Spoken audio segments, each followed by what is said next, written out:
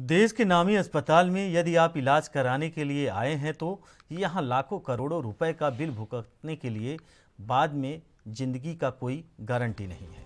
यहाँ मरीज के परिजनों से लाखों रुपए का बिल भुगतान के बाद डॉक्टर दो टूक जवाब दे देते हैं कि मरीज जिंदा भी नहीं है, सांसें भी चल रही हैं और मर भी गया है।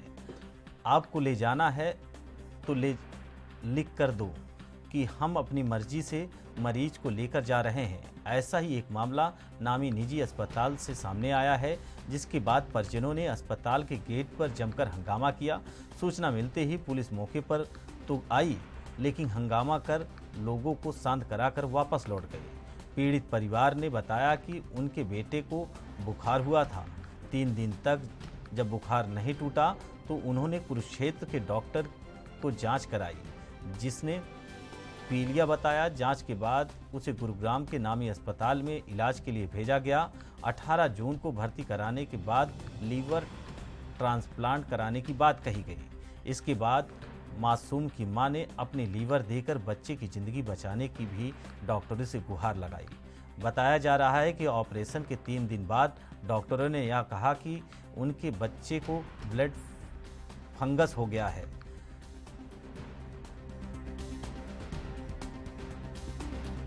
आप सर्जरी का आज प्लान है हमारा, आप पैसे जमा कराओ।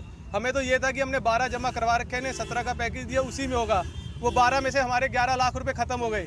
वो कहते हैं कि जो आपका ये बीच में हमने आपको वेटिंग के लिए कहा, आपको कहा आप वेट कर रहे हो, तो उसके पर डे के चार्जेस लग रहे थे। जबकि पर डे 70,000 चार्जेस बोले थे, उससे ज्यादा नहीं बोले। 4 दिन का बोला था, 2 लगा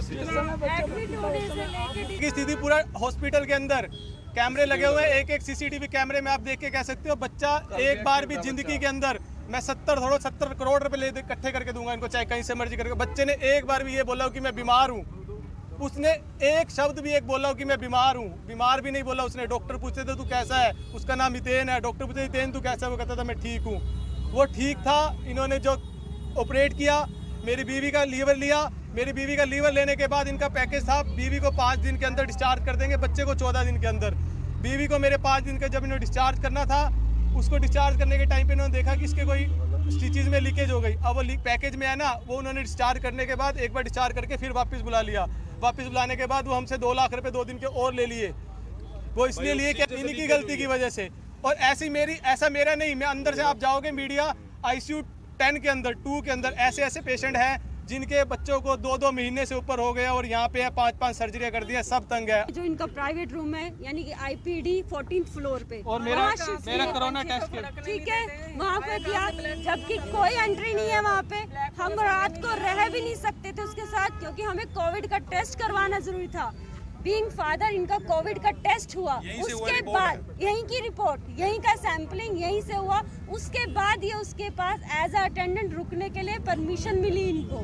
रिपोर्ट आने के बाद जब ये वहाँ रहे 2 दिन, बच्चा रात भर चिल्लाया, पेट दर्द। हमने वहाँ पे नर्सिंग स्टाफ को भी कहा कि इसके दर्द हो रही है, प्लीज चेक करो।